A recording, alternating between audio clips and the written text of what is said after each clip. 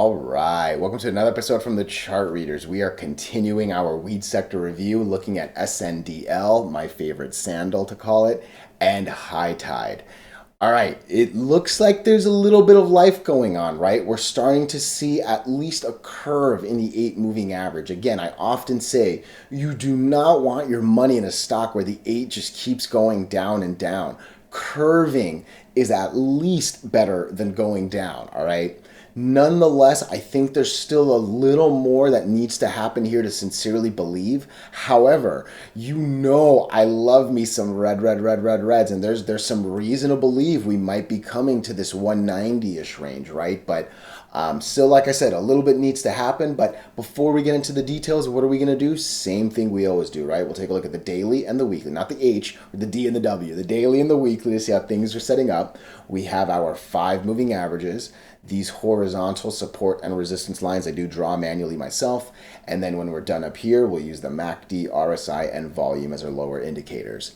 Hey, really quickly, if you can please like and subscribe, it does really well with the YouTube algorithms. But even if you don't, just thank you so much for watching these, okay? And then look, I don't have a crystal ball in front of me. I do not know what Monday's gonna do, right? So, hey, these are just my opinions. And if you've got better ones, please throw them in the comments, all right? We're nothing more than educated people sharing our opinions. Nothing's financial advice, right? So just some good people talking. Let's get into the details. All right, I'm gonna quickly zoom out because I did look at this before I made the video, I'll be honest. So look, I know there's a good curve here, right? But one thing I care about is, has this thing done fake curves and drops, fake curves and drops, fake curves and drops? It has, right? It's also definitely like continued and made it go, right? So don't necessarily be super happy just yet. And I'll tell you, I think I just did it for TLRY. Let's do it for this guy too. Let's delete some lines. What I was going to say is, look, I'm for sure not going to be convinced until we crack these top candles. This one's a little bit higher, so this is our guy right now. Basically, 160 is going to be a really interesting trigger point. What is this guy at? 165. Look, 166 is probably going to be, there's no such thing as safer or anything like that, right? But 166 should be a little bit safer. Obviously, that's funny because I just said there's nothing safer, right? Sorry.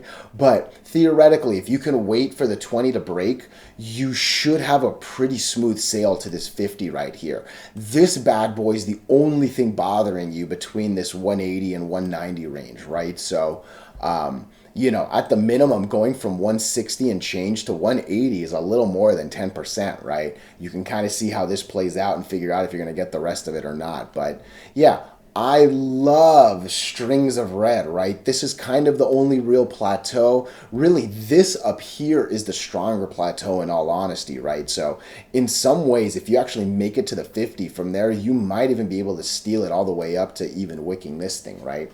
Overall, am I at a place where I just genuinely believe we're breaking everything? I don't know. I really don't know.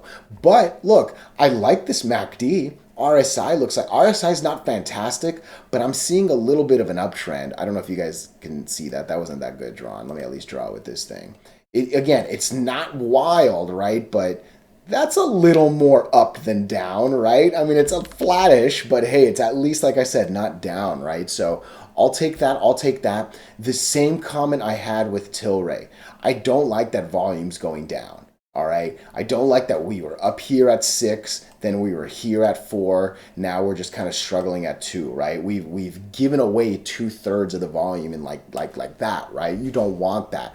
You want volume down here and working its way up, right? You want to go from 2 to 4 to 6. Hell yeah, right? That's beautiful. So the other thing I want to call out, look, TLRY really struggled to break the 20. Okay, Sandal, I don't think has that meme army behind it like it used to. So like, you need volume to break the 20. I'm just gonna flash it real quick because I don't know if you're gonna watch the TLRY video or not, right? But TLRY, in my opinion, last week was supposed to at least wick this thing, right? Clearly I got it wrong. You can see that, but the 20 was no joke, all right?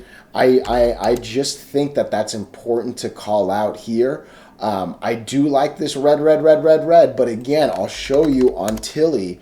TLRY had the red that should have broken the 20 as well, right? So with not Sandal. With Sandal, I think a lot of it is this 20, and that's why I said 166, okay? And again, like I said, even if this thing stops it down here, it's at least a quick 10%. 10% swings are money in the bank, okay? Don't get fooled by these 50, 60, 70, 100, 200%. 10% swings over the lifetime of your trading career, oh my gosh, I'll see you in Beverly Hills one day, right? So I promise you that, okay? Don't get too greedy, but all about the 20, all right? Let's go ahead and set the alert. Why not? I haven't set a good alert in a while. 166 is perfect. An alert is not an immediate buy notification, but it's definitely come check out the charts. Okay, what are we looking at here? All right, first and foremost, this is not a good weekly. We're well under the 8, well under the 20. This could potentially be a nice little, I kind of call it a bottom feeder trade, all right? This red, could really come to green. If not all the way up here at 190, maybe like 50% candle, 175, right? That pretty much lines up to that 180, 190 candle that we were talking about right here, right? So I think the weekly gives us a little validity in believing we might come here.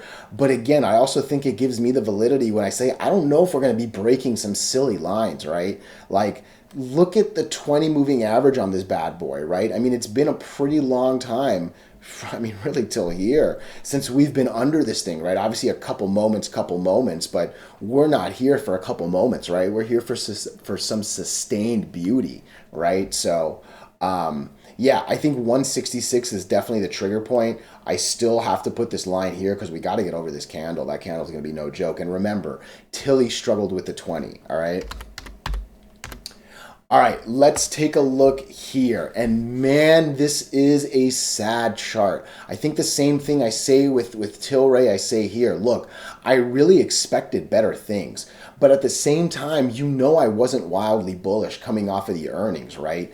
And yeah, I'm not here to be a hater. I know how much like passion and retail love there is on this stock. I am not here to be a fanboy. I'm not here to like pretend, right? I thought we would have maybe gotten a 140. I'm real surprised we didn't break this 20. And again, I don't know if you just flipped through and came here real quick. I stressed TLRY. TLRY struggled to break the 20, even though it had this red that I love and really quickly could have taken that over. HITI, really a lot of it I think is the same thing, though it never even wicked it. Yeah, there's no reason you don't eat up a string of red unless it's a moving average, you know what I mean? And oh man, this is just, it's rough to see how this one played out. And honestly, I think it just really goes back into the whole, I'm still not convinced on this sector yet. Look, I want this to do well. I'm telling you, right? But you really need to be as unbiased as you can. I know the earnings came out well. I know it did not only a revenue beat, but it did an earnings per share beat. I know those are really good things. I also know that this isn't Tesla. This isn't Apple. This isn't some big name. I never knew this stock until a couple comments on my videos. From there, the fact that all you guys keep watching it and this one really is way more popular than I expect puts it on a different level for me. But I don't matter much, right? Like, let's be honest here. So just, you gotta keep things realistic. I'm telling you, what the earnings did for me was make me believe they can do it again. And I know that doesn't do really well for the price right now. It didn't even get us to the 50 shit, right?